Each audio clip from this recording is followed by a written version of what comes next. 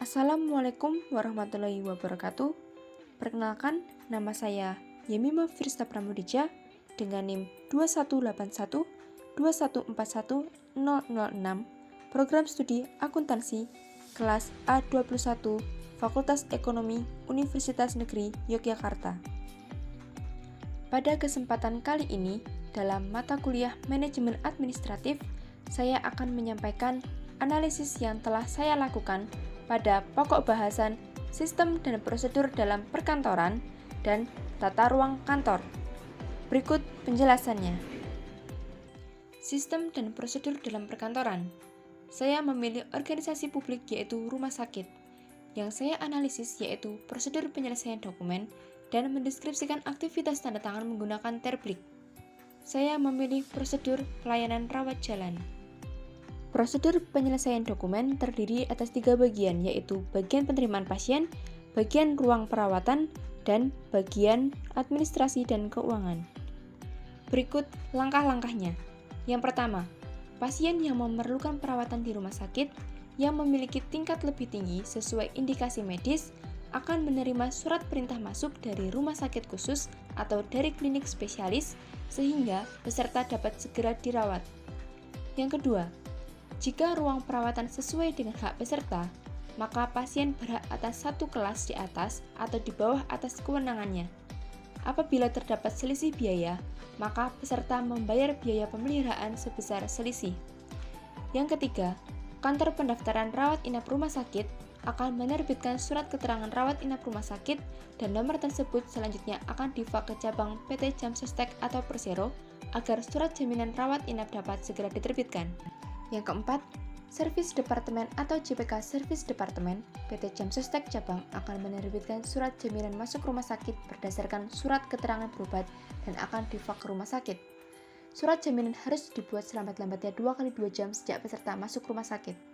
Yang kelima, jika pasien memerlukan bantuan diagnostik atau tindakan medis tambahan, yang bersangkutan harus menandatangani bukti kontrol periksa dan tindakan setiap kali dilakukan.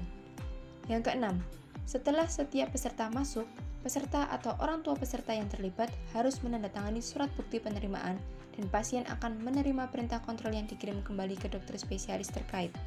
7. Pasien membawa kembali slip pemeriksaan spesialis ke dokter PPK 1 untuk mendapatkan rujukan PPK 1 ke dokter spesialis di rumah sakit yang diajukan. 8. Prosedur rawat jalan dari dokter spesialis kemudian berlaku di rumah sakit.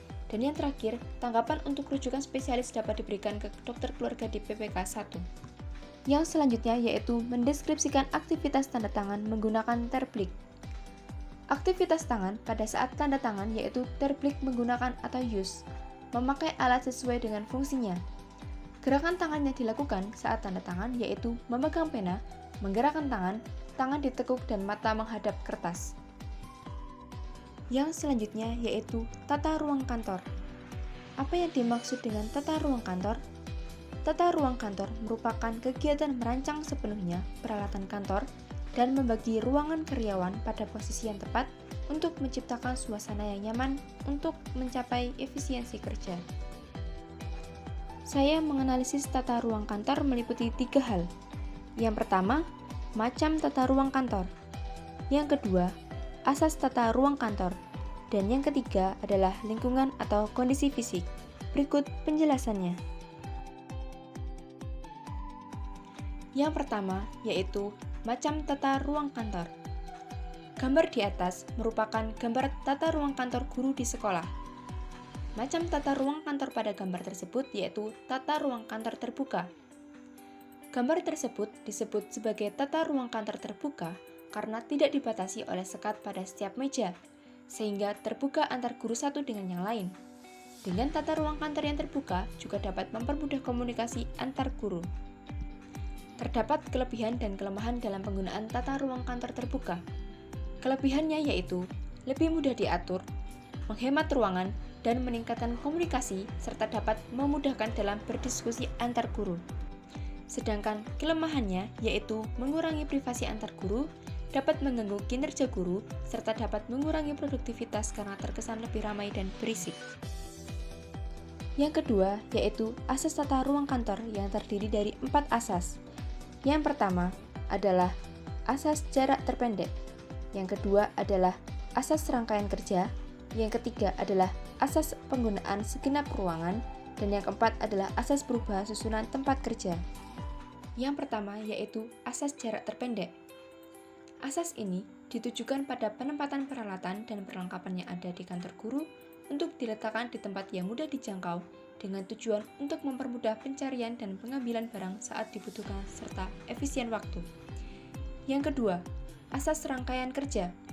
Asas ini berkaitan dengan asas jarak terpendek, yaitu mengenai peletakan peralatan dan perlengkapan sesuai dengan urutan atau prosedur dalam membantu menyelesaikan pekerjaan guru supaya dapat terselesaikan dengan mudah. Yang ketiga, yaitu asas penggunaan segenap ruangan. Asas ini digunakan dalam penataan ruangan untuk dapat memaksimalkan tempat yang ada dan tidak adanya ruangan yang tidak terpakai, sehingga dalam ruangan tersebut dapat tertata dengan baik dan rapi, serta dapat membuat nyaman. Dan yang terakhir yaitu asas perubahan susunan tempat kerja. Asas ini bertujuan untuk dapat mempermudah adanya perubahan susunan ruang supaya tidak bosan dan dapat menciptakan suasana yang baru tanpa memerlukan waktu dan biaya yang besar. Selanjutnya yaitu lingkungan dan kondisi fisik. Yang pertama ada penerangan atau cahaya. Yang kedua yaitu tata warna. Yang ketiga yaitu ventilasi atau pengaturan udara. Yang keempat yaitu dekorasi. Yang kelima yaitu suara bising. Yang keenam yaitu musik. Dan yang terakhir yaitu keamanan. Penerangan atau cahaya. Cahaya yang diperlukan dalam tata ruang kantor ini yaitu terang, namun tidak mengganggu kenyamanan mata dalam menyelesaikan pekerjaan di kantor. Cahaya yang dibutuhkan dapat dari matahari maupun berupa lampu. Tata warna. Pemilihan tata warna juga perlu disesuaikan dengan penataan dekorasi pada ruangan tersebut. Pemilihan tata warna dapat menimbulkan rasa nyaman dan tidaknya. Selain itu, juga dapat memantulkan cahaya baik sedikit maupun banyak. Jadi, perlu adanya keserasian dalam pemilihan tata warna. Ventilasi atau pengaturan udara. Pengaturan udara yang lancar dapat membuat nyaman saat berada di dalam kantor. Namun, apabila tidak adanya ventilasi yang memadai, dapat membuat ruangan menjadi pengap dan panas, sehingga dapat menimbulkan ketidaknyamanan saat berada dalam ruangan. Jadi, sirkulasi udara yang lancar sangat perlu diperhatikan untuk mendukung kinerja guru. Dekorasi. Selain tata warna, dekorasi juga memiliki peran penting dalam pengaturan letak atau susunan yang berada dalam kantor. Hal tersebut harus diperhatikan untuk dapat mempermudah saat guru membutuhkan barang tersebut dan terkesan jauh lebih rapi. Suara bising. Dalam ruangan ini juga diperlukan ketenangan untuk dapat berkonsentrasi pada pekerjaan. Namun, terkadang tata ruang kantor terbuka seperti ini tidak dapat dipungkiri adanya suara bising baik dari antar guru yang mengobrol atau musik yang diputar. Jadi, perlu adanya penyesuaian waktu dan kondisi dalam ruangan ini supaya dapat menciptakan kondisi yang nyaman untuk semua guru. Musik. Di sela-sela waktu istirahat atau ketika tidak memiliki jam di kelas, para guru dapat mendengarkan musik bersama melalui sound system untuk merilekskan pikiran dan membangkitkan semangat dalam menyelesaikan pekerjaan. Yang terakhir, keamanan. Keamanan juga sangat perlu diperhatikan dengan baik karena adanya keamanan kerja yang terjaga akan membuat guru-guru memiliki rasa tenang dan aman.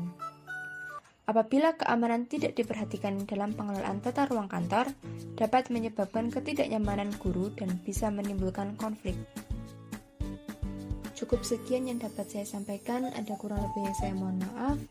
Semoga bermanfaat. Saya akhiri. Wassalamualaikum warahmatullahi wabarakatuh.